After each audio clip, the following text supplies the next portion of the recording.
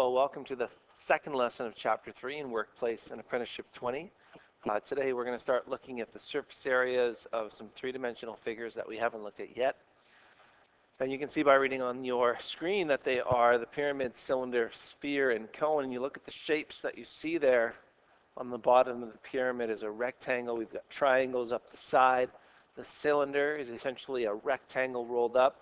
Sphere has a circle in the middle. And the cone has a face, and then the bottom is a circle. So let's look at an example that might show up similar in your assignment. And this one is talking about a conveyor belt that has a drive pulley. And you can see that that drive pulley is a cylinder. So off to the side here, I've drawn that same cylinder, just a different orientation. And if we label the measurements on that cylinder, the length of it is 24 inches.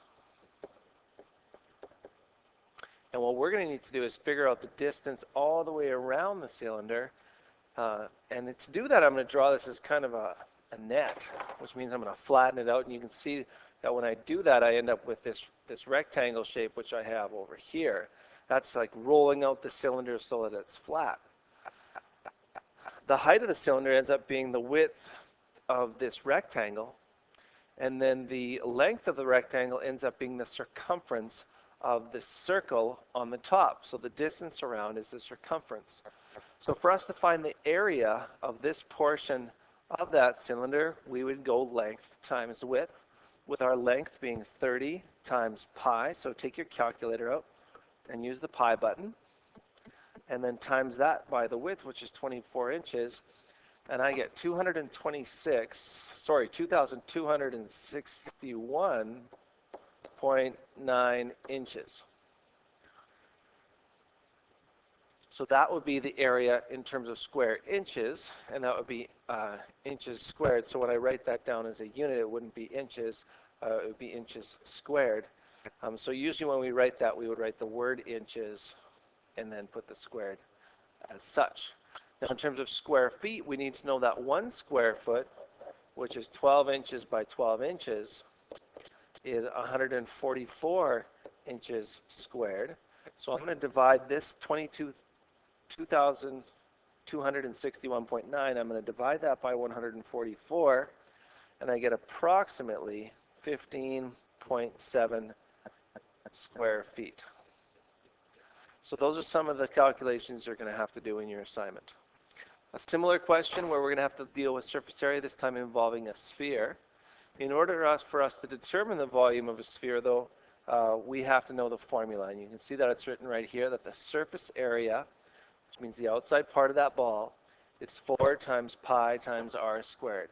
In this case, the radius would be half of 1.5 meters because we're told the diameter is 1.5. So we have to make sure to split that in half, which would be 0.75, and then we would square that. So again, take your calculator out and actively do these questions as I'm doing them, instead of just watching me, and then you'll know if you know how to use your calculator or not, and you'll be able to better ask questions about what you do or you do not know. And that would be your answer for the surface area of that sphere. And this question is talking about, well, how much metal will he need? And that's the minimum amount of meters squared. Does that mean you'll be able to exactly buy that amount? Probably not. You'll probably have to buy more. Just a general question here. If we talk about comparing surface areas, in question, or sphere A, the surface area is 4 times pi times the radius squared. In the second situation, it's 4 times pi times the radius. Now this time your radius is 3r.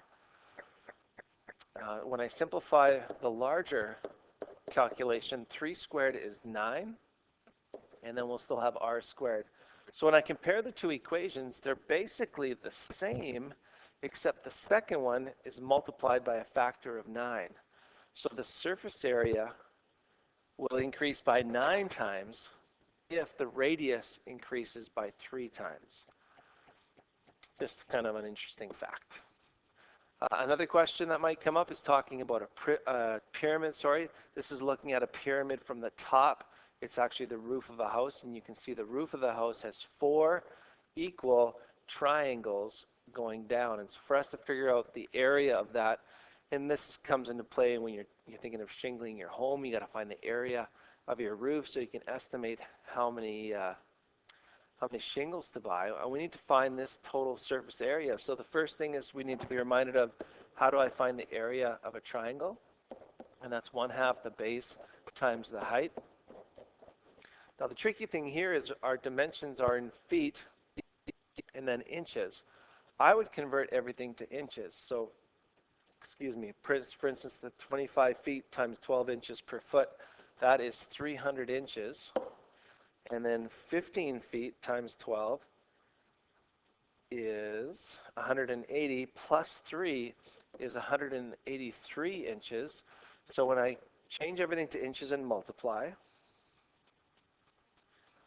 300 times 183 divided by 2, or times it by 1/2, I get exactly 27,000 inches squared. What does the question say? What's the total surface area?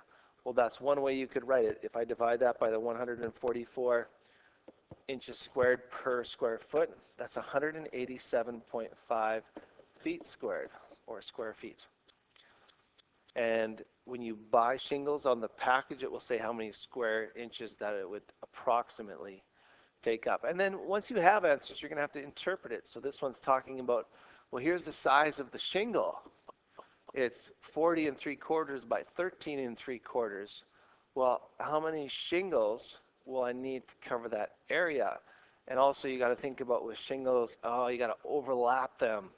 So there are some issues there. And whenever you're running into these real world problems, and if you're not sure what to do, talk to me. I will be glad to help you sort these things out, because these are important problems that you're going to run into in your life. Okay, here's your assignment. And as I just said a few seconds ago, do it with diligence and care. And when you have a question, please ask. That's why I'm here.